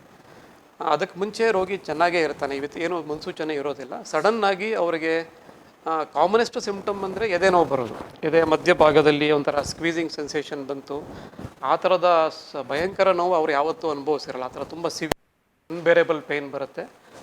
ಕೆಲವು ಸಲ ಅದು ಇಲ್ಲಿ ಜಾ ಹತ್ರಕ್ಕೆ, ಈ ಹೊಟ್ಟೆ ಹತ್ರಕ್ಕೆ ಅಥವಾ ಎಡಗೈಗೆ ಹರ್ಕೊಂಡು ಬರೋಂಥ ಸಾಧ್ಯತೆ ಇರುತ್ತೆ. ಅದರ ಜೊತೆಗೆ ಒಂಥರ ತುಂಬ ಅನೀಸಿನೆಸ್ ಫೀಲ್ ಮಾಡ್ತಾರೆ, ಏನೋ ನಂಗೆ ಸರಿ ಇಲ್ಲ ನನ್ನ ಆರೋಗ್ಯ ಅಂತ. ಸಡನ್ನಾಗಿ ಬೆವರ್ತಾ ಇರೋದು, ತುಂಬ ಸುಸ್ತಾಗೋದು, ವಾಂತಿ ಮಾಡ್ಕೊಳ್ಳೋದು, ಅದು ಇನ್ನೇನು ತಲೆ ಸುತ್ತಿ ಕುಸ್ತು ಬಿದ್ದುಬಿಡ್ತೀನಿ ಅನ್ನೋಂಥ ಭಾವನೆ. ಸೊ ಇದೆಲ್ಲವೂ ಹೃದಯಾಘಾತದ ಚಿಹ್ನೆಗಳು. ಇನ್ನು ಡಾಕ್ಟರ್, ಹೃದಯಾಘಾತ ಹಾಗೂ ಹೃದಯ ಸ್ತಂಭನ ಇದೆರಡಕ್ಕೂ ಏನು ವ್ಯತ್ಯಾಸ ಇದೆ? ಎರಡರ ಮಧ್ಯೆ ಜನ ತುಂಬ ಕನ್ಫ್ಯೂಸ್ ಮಾಡ್ಕೊಳ್ತಾರೆ. ಈಗ ಹೃದಯಾಘಾತ ಅಂದರೆ ಹಾರ್ಟ್ ಅಟ್ಯಾಕ್ ಅಂದರೆ ಹೃದಯಕ್ಕೆ ಸಡನ್ನಾಗಿ ರಕ್ತನಾಳದಲ್ಲಿ ಏನೋ ಬ್ಲಾಕೇಜ್ ಉಂಟಾಯಿತು, ರಕ್ತ ಸಂಚಾರ ಕಡಿಮೆ ಆಯಿತು, ಸೊ ಹೃದಯಕ್ಕೆ ಅಗತ್ಯವಾದಷ್ಟು ರಕ್ತ ಸಿಗ್ತಾ ಇಲ್ಲ, ಆವಾಗ ನಮಗೆ ಹೃದಯಾಘಾತ ಅಂತ ನಾವು ಹೇಳ್ತೀವಿ. ಆವಾಗ ಹಾರ್ಟ್ದ ಮಸಲ್ಲು ಅದು ಡ್ಯಾಮೇಜ್ ಆಗಿ ಸಾಯ್ಲಿಕ್ಕೆ ಸ್ಟಾರ್ಟ್ ಆಗುತ್ತೆ. ಇದಕ್ಕೆ ಹೃದಯಾಘಾತ ಅಂತ ಹೇಳ್ತೀವಿ ನಾವು. ಸೊ ನಾವು ತುರ್ತಾಗಿ ಆ ಬ್ಲಾಕೇಜನ್ನು ಓಪನ್ ಮಾಡಲಿಕ್ಕೆ ಸಾಧ್ಯವಾದರೆ ನಾವು ಆ ಹೃದಯವನ್ನು ನಾವು ಕಾಪಾಡಬಹುದು. ಅದಕ್ಕೆ ನಾವು ಎಮರ್ಜೆನ್ಸಿಯಾಗಿ ನಾವು ಇಂಜೆಕ್ಷನ್ಸ್ ಕೊಡ್ತೀವಿ, ಎಂಜಿಯೋಪ್ಲಾಸ್ಟಿ ಮಾಡ್ತೀವಿ. ಇದು ಹೃದಯಾಘಾತಕ್ಕೆ ಟ್ರೀಟ್ಮೆಂಟ್. ಹೃದಯ ಸ್ತಂಭನ ಅಂದರೆ ಇಟ್ ಈಸ್ ಎ ಎಲೆಕ್ಟ್ರಿಕಲ್ ಫೆನಾಮಿನ. ಅಂದರೆ ಹಾರ್ಟಲ್ಲಿ ಹರಿಯುವಂತಹ ಕರೆಂಟ್ ವ್ಯತ್ಯಾಸವಾದರೆ ಆಗ ಹೃದಯ ಬಡಿತ ಏರ್ಪೇರ್ ಆಗುತ್ತೆ. ಹಾರ್ಟು ಸಡನ್ನಾಗಿ ಭಾಳ ಫಾಸ್ಟಾಗಿ 200-300 ಬಾರಿ ಹೊಡ್ಕೊಳ್ಳೋಕೆ ಸ್ಟಾರ್ಟ್ ಆಗುತ್ತೆ ನಿಮಿಷಕ್ಕೆ, ಮತ್ತು ಹಾರ್ಟ್ ಸಡನ್ನಾಗಿ ಸ್ಟಾಪೇ ಆಗಿಬಿಡಬಹುದು. ಸೊ ಹೃದಯಾಘಾತ, ಹೃದಯ ಸ್ತಂಭನ ಎರಡೂ ಒಂದೇ ಅಲ್ಲ. ಮತ್ತು ಎಲ್ಲ ಹೃದಯಾಘಾತ ಪೇಷಂಟಲ್ಲೂ ಹೃದಯ ಸ್ತಂಭನ ಆಗಬೇಕಾಗಿಲ್ಲ. ಮತ್ತು ಹೃದಯ ಸ್ತಂಭನಕ್ಕೆ ಬೇರೆ ಬೇರೆ ಕಾರಣಗಳು ಇದೆ. ಎಲೆಕ್ಟ್ರಿಕಲ್ ಡಿಸ್ಟರ್ಬೆನ್ಸ್ ಯಾವುದೇ ಕಾರಣಕ್ಕೆ ಆದ್ರೂ ಆವಾಗ ಹೃದಯ ಸ್ತಂಭನ ಆಗಬಹುದು. ಹಾರ್ಟ್ ಅಟ್ಯಾಕ್ ಇಲ್ಲದೇನೂ ಹೃದಯ ಸ್ತಂಭನ ಆಗುವಂಥ ಚಾನ್ಸಸ್ಸು ಇರುತ್ತೆ. ಸೊ ಎರಡು ಬೇರೆ ಬೇರೆ. ಬೇಸಿಕಲಿ ಹೃದಯಾಘಾತ ಅಂದರೆ it is A problem with the blood supply. ಹೃದಯ ಸ್ತಂಭನ ಅಂದರೆ it is a problem with the electric supply of the heart. ಎರಡು ಬೇರೆ ಬೇರೆ, ಬಟ್ ಒಂದೇ ಪೇಷಂಟ್ಗೆ ಎರಡೂ ಒಟ್ಟಿಗೆ ಬರಬಹುದು. ಇನ್ನು ಅದಕ್ಕೆ ಏನು ಚಿಕಿತ್ಸೆ ಇದೆ? ಅಂದರೆ ಸಡನ್ ಆಗಿ ನಾವು ಹಾಸ್ಪಿಟಲೈಸ್ ಆದರೆ ಅದಕ್ಕೆ ಚಿಕಿತ್ಸೆ ಲಭ್ಯ ಇದೆಯಾ ಹೇಗೆ? ಖಂಡಿತ. ಹೃದಯಾಘಾತ ಆದರೆ ನಾವೇನು ಮಾಡಬೇಕು, ಆ ಬ್ಲಾಕೇಜ್ ಇದೆಯಾ ಅಂತ ತುರ್ತಾಗಿ ಪತ್ತೆ ಮಾಡಿ ಆ ಬ್ಲಾಕೇಜನ್ನು ರಿಮೂವ್ ಮಾಡಲಿಕ್ಕೆ ಕ್ರಮ ತಗೊಳ್ಬೇಕು. ಆ ಕ್ಲಾಟನ್ನು ಡಿಸಾಲ್ವ್ ಮಾಡಲಿಕ್ಕೆ ಇಂಜೆಕ್ಷನ್ಸ್ ಇದೆ, ಅದನ್ನು ಆದಷ್ಟು ಬೇಗ ನಾವು ಪೇಷಂಟ್ಗೆ ಕೊಡಲಿಕ್ಕೆ ಸಾಧ್ಯವಾದರೆ ಆ ಬ್ಲಾಕೇಜಸ್ ಓಪನ್ ಆಗುತ್ತೆ. ಅಥವಾ ನಾವು ಪ್ರೈಮರಿ ಎಂಜಿಯೋಪ್ಲಾಸ್ಟಿ ಅಂತ ಹೇಳ್ತೀವಿ. ಅಂದರೆ ಪೇಷಂಟನ್ನು ನಾವು ಕ್ಯಾಥ್ಲ್ಯಾಬ್ಗೆ ಕರ್ಕೊಂಡು ಹೋಗಿ ಒಳಗಡೆ ಹೋಗಿ ಎಲ್ಲಿದೆ ಬ್ಲಾಕು ಅದನ್ನು ನಾವು ನೋಡಿಕೊಂಡು ಆ ಬ್ಲಾಕೇಜನ್ನು ರಿಮೂವ್ ಮಾಡಿ ಅದಕ್ಕೆ ನಾವು ಸ್ಟೆಂಟ್ ಅಂತ ಹಾಕ್ತೀವಿ. ಇದನ್ನು ಎಷ್ಟು ಬೇಗ ಮಾಡ್ತೀವೋ ಅಷ್ಟು ನಾವು ಪೇಷಂಟ್ನ ಉಳಿಸುವಂತಹ ಸಾಧ್ಯತೆ ಚೆನ್ನಾಗಿರುತ್ತೆ. ನಾವು ಅದಕ್ಕೆ ಗೋಲ್ಡನ್ ಅವರ್ ಅಂತ ಹೇಳ್ತೀವಿ. ಅಂದರೆ ವಿತಿನ್ 1 ಅವರ್ ಪೇಷಂಟ್ಗೆ ಎದೆನೋವು ಬಂದು ವಿತಿನ್ 1 ಅವರ್ ನಾವು ಅವ್ರನ್ನ ಅಡ್ಮಿಟ್ ಮಾಡಿ ಈ ಥರ ಟ್ರೀಟ್ಮೆಂಟ್ನ ಅಡ್ಮಿನಿಸ್ಟ್ರ್ ಮಾಡಲಿಕ್ಕೆ ಸಾಧ್ಯವಾದರೆ ನಾವು ತುಂಬ ಜನಗಳ ಜೀವವನ್ನು ನಾವು ಉಳಿಸಬಹುದು. ಹೃದಯ ಸ್ತಂಭನ ಅಂದರೆ ಕಾರ್ಡಿಯಾಕ್ ಅರೆಸ್ಟ್ ಅಂತ ನೀವೇನು ಹೇಳ್ತಾ ಇದ್ದೀರಿ, ಅದು ಹಾರ್ಟ್ ಬೀಟ್ ಆಗೋದು ಸ್ಟಾಪ್ ಆಗಿಬಿಡುತ್ತೆ. ಆವಾಗ ನಾವು ಇಮಿಡಿಯೇಟಾಗಿ ನಾವೇನು ಮಾಡಬೇಕು, CPR ಇನಿಷಿಯೇಟ್ ಮಾಡಬೇಕು. CPR ಅಂದರೆ ನೀವೆಲ್ಲ ಟಿ ವಿನಲ್ಲಿ ಎಲ್ಲ ನೋಡಿರ್ತೀರಿ ಪಿಕ್ಚರ್ಗಳಲ್ಲಿ. ಪೇಷಂಟ್ನ ಮಲಗಿಸಿ ಅವರು ಚೆಸ್ಟ್ ಕಂಪ್ರೆಷನ್ ಸ್ಟಾರ್ಟ್ ಮಾಡ್ತಾರೆ, ಮೌತ್ ಟು ಮೌತ್ ಬ್ರೀದಿಂಗ್ ಕೊಡ್ತಾರೆ. ಇದನ್ನು ಸ್ಟಾರ್ಟ್ ಮಾಡಬೇಕಾಗತ್ತೆ. ಮತ್ತು ಅದಕ್ಕೆ ಡಿಫಿಬ್ರಿಲೇಟರ್ ಅಂತ ಇರುತ್ತೆ. ಒಂದು ನಾವು ಇದಿಟ್ಟು ಶಾಕ್ ಕೊಡಲಿಕ್ಕೆ ಸ್ಟಾರ್ಟ್ ಆದರೆ ಆ ನಿಂತೋಗಿರೋ ಹಾರ್ಟನ್ನು ನಾವು ರೀಸ್ಟಾರ್ಟ್ ಮಾಡಬಹುದು. ಸೊ ಇದರ ಜ್ಞಾನ ಎಲ್ಲರಿಗೂ ಇರಬೇಕು. ಈಗ ನಾವು ನಮ್ಮ ಆಸ್ಪತ್ರೆ ವತಿಯಿಂದನೂ ನಾವು ಕಾಮನ್ ಬೈ ಸ್ಟ್ಯಾಂಡರ್ಸ್ಗೆಲ್ಲ ನಾವು ಇದ್ರ ಬಗ್ಗೆ ನಾವು ತರಬೇತಿ ಕೊಡ್ತಾ ಇರ್ತೀವಿ. ಒಂದು CPRನ ಹೇಗೆ ಮಾಡೋದು ಅಂತ ಎಲ್ಲರಿಗೂ ಗೊತ್ತಿರಬೇಕು. ಯಾಕಂದರೆ ಈ ಕಾರ್ಡಿಯಾಕ್ ಅರೆಸ್ಟು ಎಲ್ಲಿ ಬೇಕಾದ್ರೂ ರೈಲ್ವೆ ಸ್ಟೇಷನಲ್ಲಿ, ಏರ್ಪೋರ್ಟಲ್ಲಿ, ಮಾರ್ಕೆಟಲ್ಲಿ ಎಲ್ಲಿ ಬೇಕಾದ್ರೂ ಆಗಬಹುದು. ನಮಗೆ ಆಗ ಪೇಷಂಟನ್ನು ಉಳಿಸೋದಕ್ಕೆ ಕೆಲವು ನಿಮಿಷ, ಹಾರ್ಡ್ಲಿ ಒಂದು 3-4 ನಿಮಿಷ ನಮಗೆ ಸಮಯ ಇರುತ್ತೆ. ಹಾಸ್ಪಿಟ್ಲಿಗೆ ಕರ್ಕೊಂಬರೋದಕ್ಕೂ ಅದಕ್ಕೆ ಟೈಮ್ ಆಗದೇ ಇರಬಹುದು. ಈಗ ನಮ್ಮೆಲ್ಲರಿಗೂ ಈ ಥರ ಒಂದು CPRನ್ನು ಕರೆಕ್ಟಾಗಿ ಮಾಡೋವಂಥ ಜ್ಞಾನ ಇದ್ದರೆ ಆ ಪೇಷಂಟ್ಗೆ ಇಮಿಡಿಯೇಟ್ಲಿ ಯಾರೋ ಒಬ್ಬರಲ್ಲಿರೋರು ಕಾರ್ಡಿಯಾಕ್ ಮಸಾಜನ್ನು ಇನಿಷಿಯೇಟ್ ಮಾಡಬಹುದು. ಹಾಸ್ಪಿಟ್ಲಿಗೆ ಬರೋ ದಾರಿನಲ್ಲೂ ಅದನ್ನು ಮಸಾಜ್ ಮಾಡ್ಕೊಂಡು ಕರ್ಕೊಂಬಂದರೆ ಅವರು ರೋಗಿ ಬದುಕುವಂಥ ಸಾಧ್ಯತೆ ತುಂಬ ಜಾಸ್ತಿ ಇರುತ್ತೆ. ಮತ್ತು ಈಗ ಎಲ್ಲ ಕಡೆನೂ ಏರ್ಪೋರ್ಟಲ್ಲಿ ಮತ್ತು ರೈಲ್ವೆ ಸ್ಟೇಷನ್ ಎಲ್ಲ ಕಡೆನೂ ಡಿಫಿಬ್ರಿಲೇಟರ್ ಇಟ್ಟಿರ್ತಾರೆ, AED ಅಂತ ಹೇಳ್ತೀವಿ. ಯಾರು ಅದನ್ನು ಉಪಯೋಗಿಸೋಕ್ಕೆ ಗೊತ್ತಿದ್ದರೆ ಅದನ್ನು ರೋಗಿ ಎದೆ ಮೇಲಿಟ್ಟು ಬಟನ್ ಪ್ರೆಸ್ ಮಾಡಿದರೆ ಅದನ್ನು ಎಲೆಕ್ಟ್ರಿಕ್ ಶಾಕ್ ಕೊಡುತ್ತೆ. ಆವಾಗ ಆಟೋಮೆಟಿಕ್ಕಾಗಿ ಹಾರ್ಟ್ ಸ್ಟಾರ್ಟ್ ಆಗುವಂಥ ಸಾಧ್ಯತೆ ಚೆನ್ನಾಗಿರುತ್ತೆ. ಇನ್ನು ಡಾಕ್ಟರ್, ಹೃದಯ ಸಂಬಂಧಿ ಕಾಯಿಲೆಗಳು ಅಂದರೆ ಹೆರಿಡಿಟಿಯಿಂದನೂ ಕೂಡ ಬರುವಂತಹ ಸಾಧ್ಯತೆ ಇದೆಯಾ, ಹೇಗೆ? ಕೆಲವು ರೋಗಗಳು ಹೆರಿಡಿಟಿಯಿಂದ ಬರಬಹುದು. ಕೆಲವು ಎಲೆಕ್ಟ್ರಿಕಲ್ ಡಿಸ್ಟರ್ಬ್ ಆಗುತ್ತೆ, ಅರಿದ್ಮಿಕ್ ಡಿಸಾರ್ಡರ್ಸ್ ಅಂತ ಹೇಳ್ತೀವಿ, ಅದು ಜೆನೆಟಿಕ್ ಆಗಿ ಬರುತ್ತೆ. ಕಾರ್ಡಿಯೋಮಯೋಪತೀಸ್ ಅಂತ ಹೇಳ್ತೀವಿ, ಹಾರ್ಟ್ದು ಮಸಲ್ಲು ತುಂಬ ದಪ್ಪ ಇರುತ್ತೆ, ಹಾರ್ಟ್ದು ಪಂಪಿಂಗ್ ಕೆಪಾಸಿಟಿ ಕಡಿಮೆ ಇರುತ್ತೆ, ಇವೆಲ್ಲವೂ ಹೆರಿಡಿಟ್ರಿಯಿಂದ ಬರಬಹುದು. ಕೆಲವು ಹಾರ್ಟಲ್ಲಿ ಹೋಲ್ ಫಾರ್ಮ್ ಆಗುವಂಥದ್ದು, ಹೋಲ್ ಇರೋದು, ಇದು ಹೆರಿಡಿಟ್ರಿಯಿಂದ ಬರಬಹುದು. ಮತ್ತು ಕೆಲವು ಪೇಷಂಟ್ಸಿಗೆ ಜೆನೆಟಿಕ್ ಆಗಿ ತುಂಬ ಕೊಲೆಸ್ಟ್ರಾಲ್ ತುಂಬ ಜಾಸ್ತಿ ಇರುತ್ತೆ, ಮತ್ತು ಒಂದು ಲೈಪೋಪ್ರೋಟೀನ್ ಎ ಅಂತ ಹೇಳ್ತೀವಿ, ಹೋಮೋಸಿಸ್ಟೀನ್ ಅಂತ ಹೇಳ್ತೀವಿ, ಇದೆಲ್ಲನೂ ರಕ್ತದಲ್ಲಿ ಅಂಶ ಜಾಸ್ತಿ ಇರುತ್ತೆ, ಇದೆಲ್ಲ ಹೆರಿಡಿಟ್ರಿ ಆಗಿ ಬರುವಂಥದ್ದು. ಸೊ ಈ ಥರ ಪೇಷಂಟ್ಸಿಗೆ ಹಾರ್ಟ್ ಅಟ್ಯಾಕ್ ಸಣ್ಣ ವಯಸ್ಸಲ್ಲಿ ಆಗುವಂಥ ಸಾಧ್ಯತೆ ಭಾಳ ಜಾಸ್ತಿ ಇರುತ್ತೆ. ಸೊ ಬಹಳಷ್ಟು ಹಾರ್ಟ್ ಕಾಯಿಲೆಗಳಿಗೆ ಹೆರಿಡಿಟ್ರಿ ಬ್ಯಾಕ್ಗ್ರೌಂಡ್ ತುಂಬ ಇರುತ್ತೆ. ತಂದೆ ತಾಯಿಗಿದ್ದರೆ ಮಕ್ಕಳಿಗೂ ಬರುವಂಥ ಸಾಧ್ಯತೆ ಇರುತ್ತೆ. ಅದಕ್ಕೆ ನಾವು ಫ್ಯಾಮಿಲಿ ಹಿಸ್ಟ್ರಿ ಎಲ್ಲ ಪೇಷಂಟ್ಗೂ ನಾವು ಕೇಳ್ತೀವಿ. ಸ್ಪೆಷಲಿ ಹಾರ್ಟ್ ಅಟ್ಯಾಕ್ ಪೇಷಂಟ್ಸಿಗೆ ಯಾರಿಗಾರು ನಿಮ್ಮ ಫ್ಯಾಮಿಲಿಯಲ್ಲಿ ಸಣ್ಣ ವಯಸ್ಸಿಗೆ ಹಾರ್ಟ್ ಅಟ್ಯಾಕ್ ಆಗಿತ್ತಾ ಅಂತ ನಾವು ಕೇಳ್ತೀವಿ. ಸೊ ಫ್ಯಾಮಿಲಿ ಹಿಸ್ಟ್ರಿ ಪಾಸಿಟಿವ್, ತುಂಬ ಹತ್ತಿರದ ರಿಲೇಟಿವ್ಸಲ್ಲಿ ತಂದೆ ತಾಯಿ ಅಣ್ಣ ತಮ್ಮ ಕಸಿನ್ಸ್ ಇಂಥವರಿಗೆ ಸಣ್ಣ ವಯಸ್ಸಲ್ಲಿ ಹಾರ್ಟ್ ಅಟ್ಯಾಕ್ ಆಗಿದ್ದರೆ ನಾವು ಇವ್ರಿಗೂ ಆದಷ್ಟು ಬೇಗ ನಾವು ತಪಾಸಣೆ ಮಾಡಿ ಚಿಕಿತ್ಸೆ ಕೊಡಬೇಕಾಗತ್ತೆ. ಅಂದರೆ ಆ ರೀತಿ ಇದ್ದಾಗ ನಾವು ಮಂತ್ಲಿ ಒನ್ಸ್ ಚೆಕಪ್ ಮಾಡಿಸ್ಕೊಡುವಂಥದ್ದು ಒಳ್ಳೆಯದು ಅಂತ ಹೇಳ್ತೀರಾ? ಪ್ರತಿ ತಿಂಗಳು ಬೇಕಾಗಲಿಕ್ಕಿಲ್ಲ, ಅಟ್ಲೀಸ್ಟ್ ವರ್ಷಕ್ಕೊಮ್ಮೆ ಅವರು ಡಾಕ್ಟರ್ ಹತ್ರ ಬಂದು ಒಂದು ಬೇಸಿಕ್ ಟೆಸ್ಟ್ಗಳು, ಒಂದು ECG, ಎಕೋಕಾರ್ಡಿಯೋಗ್ರಾಫಿ, ಒಂದು basic blood tests like sugar, cholesterol, kidney functions, ಇದೆಲ್ಲವನ್ನು ಮಾಡೋದ್ರಿಂದ, ಒಂದು ಟ್ರೆಡ್ಮಿಲ್ ನಾವು ವರ್ಷಕ್ಕೊಮ್ಮೆ ಬೇಗನೆ ಕಾಯಿಲೆ ಬರೋಂಥ ಸಾಧ್ಯತೆಯನ್ನು ನಾವು ಪತ್ತೆ ಮಾಡಬಹುದು. ಅದಕ್ಕೆ ಬೇಕಾದಂತಹ ಪ್ರಿವೆಂಟಿವ್ ಸ್ಟೆಪ್ಸನ್ನು ನಾವು ತಗೊಳ್ಬಹುದು. ಇನ್ನು ಡಾಕ್ಟರ್, ಏನು ಜಯದೇವ ಆಸ್ಪತ್ರೆಗೆ ದಿನಕ್ಕೆ ಎಷ್ಟು ಜನಕ್ಕೆ ಆಪರೇಷನ್ಸ್ ಆಗುತ್ತೆ, ಯಾವ ರೀತಿ ಚಿಕಿತ್ಸೆಗಳೆಲ್ಲ? ಹೌದು, ನಮ್ಮ ಮೈಸೂರು ಜಯದೇವ ಆಸ್ಪತ್ರೆಯಲ್ಲಿ ಈಗ ನಮಗೆ ಹಾಲಿ ಒಂದು 400 ಬೆಡ್ ಕೆಪಾಸಿಟಿ ಇದೆ. ನಮ್ಮ ಹಾಸ್ಪಿಟ್ಲಿಗೆ ಔಟ್ ಪೇಷಂಟ್ಸು ಹತ್ತತ್ರ ಒಂದು 800-900 ಜನ ಔಟ್ ಪೇಷಂಟ್ ಚಿಕಿತ್ಸೆಗೆ ಬರ್ತಾರೆ. ಕ್ಯಾಶುಯಾಲಿಟಿಗೆ ನಮ್ಮ ಚಿಕಿತ್ಸೆಗೆ ಹತ್ತತ್ರ ಒಂದು ಪ್ರತಿ 24 ಗಂಟೆಯಲ್ಲಿ 100 ಜನ ರೋಗಿಗಳು ಎಮರ್ಜೆನ್ಸಿ ಚಿಕಿತ್ಸೆಗೆ ಬರ್ತಾರೆ. ಸೊ ಪ್ರತಿ ದಿವಸ ನಾವೊಂದು 60-70 ಜನ ಪೇಷಂಟ್ಸನ್ನು ಅಡ್ಮಿಟ್ ಮಾಡ್ಕೊಳ್ತೀವಿ. ಅಷ್ಟೇ ಪೇಷಂಟ್ಸು ಡಿಸ್ಚಾರ್ಜ್ ಆಗ್ತಾರೆ. ಪ್ರತಿದಿನ ನಮ್ಮ ಕ್ಯಾಥ್ಲ್ಯಾಬ್ನಲ್ಲಿ ಒಂದು 60-70 ಪ್ರೊಸೀಜರ್ಸ್, ಅಂದರೆ ಏಂಜೋಗ್ರಾಮ್ ಆಗ್ಬೋದು, ಏಂಜೋಪ್ಲಾಸ್ಟಿ, ಪೇಸ್ ಮೇಕರ್ಸು, ಡಿವೈಸಸ್ ಅಂತ ಹೇಳ್ತೀವಿ, ಇದೆಲ್ಲವನ್ನು ಪ್ರತಿ ದಿವಸ ನಡೆಯುತ್ತೆ. ಓಪನ್ ಹಾರ್ಟ್ ಸರ್ಜರೀಸ್ ಒಂದು 4-5 ಸರ್ಜರೀಸ್ ಪ್ರತಿ ದಿವಸ ನಮ್ಮ ಆಸ್ಪತ್ರೆಯಲ್ಲಿ ಆಗ್ತಾಯಿದೆ. ಸೊ ಇದರಿಂದ ನಮ್ಮ ಆಲ್ಮೋಸ್ಟ್ ಹಾಸ್ಪಿಟ್ಲ ಎಲ್ಲ ಇನ್ಪೇಷಂಟ್ ಬೆಡ್ಸು ಈಗ ಫುಲ್ ಆಗಿದೆ ಇವಾಗ. ಇನ್ನು ಈ ಬಾರಿಯ ಬಜೆಟ್ನಲ್ಲಿ ಆಸ್ಪತ್ರೆಗೆ ಅನುದಾನ ಬಂತು, ಅದನ್ನು ಯಾವ ರೀತಿ ಬಳಸ್ಕೊಳ್ಳುವಂಥದ್ದು, ಅದ್ರ ಬಗ್ಗೆ ಏನಾದರೂ ಪ್ಲಾನಿಂಗ್ ಇದೆಯಾ, ಹೇಗೆ? ಹೌದು, ಮಾನ್ಯ ಮುಖ್ಯಮಂತ್ರಿಯವರು ನಮ್ಮ ಜಯದೇವ ಹಾಸ್ಪಿಟ್ಲು ಮೈಸೂರಿನ ಡಿಮ್ಯಾಂಡನ್ನು ಮನಗಂಡು ಅವರು 180 ಕೋಟಿ ರಿಲೀಸ್ ಮಾಡೋದಕ್ಕೆ ಭರವಸೆ ಕೊಟ್ಟಿದ್ದಾರೆ. ಇನ್ನೂ ಒಂದು 200 ಹಾಸಿಗೆಗಳನ್ನ ಇದಕ್ಕೆ ಆ್ಯಡ್ ಮಾಡೋದಕ್ಕೆ ಪ್ಲ್ಯಾನ್ ಇದೆ. ಇದಕ್ಕೆ ನಮ್ಮ ಹಾಲಿ ನಿರ್ದೇಶಕರಾದ ಡಾಕ್ಟರ್ ಬಿ ದಿನೇಶ್ ಅವರ ಶ್ರಮ ಅಪಾರ ಇದೆ. ಯಾಕಂದರೆ ಅವರು ಮೈಸೂರವರು ನಮ್ಮ ಆಸ್ಪತ್ರೆಯಲ್ಲೇ ಇದ್ದವರು. ಸೊ ನಮ್ಮ ಪ್ರಾಬ್ಲಮ್ ಅವ್ರಿಗೆ ತುಂಬ ಚೆನ್ನಾಗಿ ಗೊತ್ತಿದೆ. ಸೊ ಆದ್ದರಿಂದ ಅವರು ಅಧಿಕಾರ ವಹಿಸ್ಕೊಂಡಲೇ ಅವರು ಮೊದಲು ಹೇಳಿದ ಮಾತಂದರೆ ನಮ್ಮ ಮೈಸೂರು ಜಯದೇವ ಎಕ್ಸ್ಪ್ಯಾಂಡ್ ಮಾಡಲಿಕ್ಕೆ ನಾನು ಕ್ರಮಗಳನ್ನ ತಗೊಳ್ತೇನೆ ಅಂತ ಅವರು CM ಅವ್ರಿಗೆ ಮತ್ತು ಸರ್ಕಾರಕ್ಕೆ ಮನವರಿಕೆ ಮಾಡಿಕೊಟ್ಟಿದ್ದಾರೆ. ಇದರಿಂದ ಬಜೆಟಲ್ಲಿ ಅನೌನ್ಸು ಆಗಿದೆ. ಇದರ ತುರ್ತು ಅಗತ್ಯ ಖಂಡಿತವಾಗಿ ಇತ್ತು ನಮ್ಮ ಹಾಸ್ಪಿಟ್ಲಿಗೆ. ಯಾಕಂದರೆ ಈಗಿರೋ ಬೆಡ್ಡೆಲ್ಲ ಫುಲ್ ಇದೆ. ಸೊ ಆಲ್ಮೋಸ್ಟ್ ನಾವು ಪೇಷಂಟ್ಸನ್ನು ಈಗ ಟ್ರಾಲಿ ಮೇಲೆ ಹಾಕ್ಕೊಂಡು ನಾವು ಟ್ರೀಟ್ಮೆಂಟ್ ಕೊಡೋಂಥ ಪರಿಸ್ಥಿತಿ ಬಂದಿದೆ. ಸೊ ಇನ್ನೂ ಒಂದು 200 ಹಾಸಿಗೆನ ಹೆಚ್ಚಿಗೆ ಮಾಡೋದ್ರಿಂದ, ಇನ್ನೂ ಒಂದು 2 ಕ್ಯಾತ್ ಲ್ಯಾಬು ಮತ್ತು 2 ಆಪರೇಷನ್ ಥಿಯೇಟರ್ ನಾವು ಪ್ರಾರಂಭ ಮಾಡೋದ್ರಿಂದ ಈಗಿನ ಈ ಭಾಗದ ಜನಕ್ಕೆ ಭಾಳ ಅನುಕೂಲ ಆಗುತ್ತೆ. ಮುಂದಿನ 5-10 ವರ್ಷದ ನೆಸಿಟಿ ಇದಾಗಿದೆ. ಅದಕ್ಕೆ ನಾನು ನಮ್ಮ ನಿರ್ದೇಶಕರನ್ನ ಮತ್ತು ಮಾನ್ಯ ಮುಖ್ಯಮಂತ್ರಿಗಳಿಗೆ ನಮ್ಮ ಜಯದೇವ ಆಸ್ಪತ್ರೆ ಮತ್ತು ಮೈಸೂರು ನಾಗರಿಕರ ಪರವಾಗಿ ನಾನು ಧನ್ಯವಾದಗಳನ್ನ ಅರ್ಪಿಸ್ತೇನೆ. ಇನ್ನು ಡಾಕ್ಟರ್, ಇಲ್ಲಿ ಆಸ್ಪತ್ರೆಗೆ ಬರುವಂತಹ ರೋಗಿಗಳಿಗೆ BPL, APL ಕಾರ್ಡ್ ಅಂತ ಇರುತ್ತೆ. ಸೊ ಯಾವ ರೀತಿ ಚಿಕಿತ್ಸೆಗಳು ಲಭ್ಯ ಇರುತ್ತೆ, ಅಂದರೆ BPL ಕಾರ್ಡ್ ಅವರಿಗೆ ಯಾವ ರೀತಿ ಚಿಕಿತ್ಸೆಗಳು ಲಭ್ಯ ಇರುತ್ತೆ? ಹೌದು, ಒಂದು BPL ಕಾರ್ಡ್ ಹೋಲ್ಡರ್ಸ್ಗೆ ನಾವು ಔಟ್ ಪೇಷಂಟ್ನಲ್ಲಿ ಅವರೆಲ್ಲರಿಗೂ ಸಬ್ಸಿಡೈಸ್ ನಾವು ಎಲ್ಲ ಇನ್ವೆಸ್ಟಿಗೇಷನ್ಸು ಕನ್ಸಲ್ಟೇಷನ್ನ ಮಾಡಿಕೊಡ್ತೀವಿ. ಮತ್ತು ಅಡ್ಮಿಟ್ ಆಗಿರೋ ಪೇಷಂಟ್ಸ್ಗೂ ಡಿಸ್ಚಾರ್ಜ್ ಟೈಮಲ್ಲಿ ಎಲ್ಲ ಬಿಲ್ಲಲ್ಲೂ ರಿಯಾಯಿತಿ ಸಿಗುತ್ತೆ. ಮತ್ತು ಹಲವಾರು operations like angioplasty, pacemaker implantation ಆಗ್ಬೋದು, ಹಾರ್ಟ್ಗೆ ಡಿವೈಸಸ್ ಹಾಕಿ, ಮತ್ತು open heart surgery, valve replacement, ಈ ಥರದ ಹಲವಾರು ಆಪರೇಷನ್ಗಳು ಬಿ ಪಿ ಎಲ್ ಇರೋಂಥ ಪೇಷಂಟ್ಸಿಗೆ ಯಶಸ್ವಿನಿ ಕಾರ್ಡ್ ಇರೋಂಥ ರೋಗಿಗಳಿಗೆ ಫ್ರೀಯಾಗಿ ಮಾಡ್ತೀವಿ. ಮತ್ತು ಎ ಪಿ ಎಲ್ ಕಾರ್ಡ್ ಇರೋವಂಥ ಪೇಷಂಟ್ಸ್ಗೂ ಅಥವಾ ಆಯುಷ್ಮಾನ್ ಕಾರ್ಡ್ ಇರೋಂಥ ಪೇಷಂಟ್ಸಿಗೆ ನಾವು ರಿಯಾಯಿತಿ ಚಿಕಿತ್ಸೆಯನ್ನು ಕೊಡ್ತಾಯಿದ್ದೀವಿ. ಮತ್ತು ಜಯದೇವ ಆಸ್ಪತ್ರೆಯಲ್ಲಿ ನಾವು ಆಲ್ಮೋಸ್ಟ್ ಎಲ್ಲ ಇನ್ಶೂರೆನ್ಸ್ ಸ್ಕೀಮ್ಸನ್ನು ಅಡಾಪ್ಟ್ ಮಾಡ್ಕೊಂಡಿದ್ದೀವಿ. ಮತ್ತು ಹಲವಾರು ಸಂಸ್ಥೆಗಳ ಜೊತೆ ನಾವು ಕ್ಯಾಶ್ಲೆಸ್ ಟ್ರೀಟ್ಮೆಂಟ್ಗೆ ಒಡಂಬಡಿಕೆ ಮಾಡ್ಕೊಂಡಿದ್ದೀವಿ.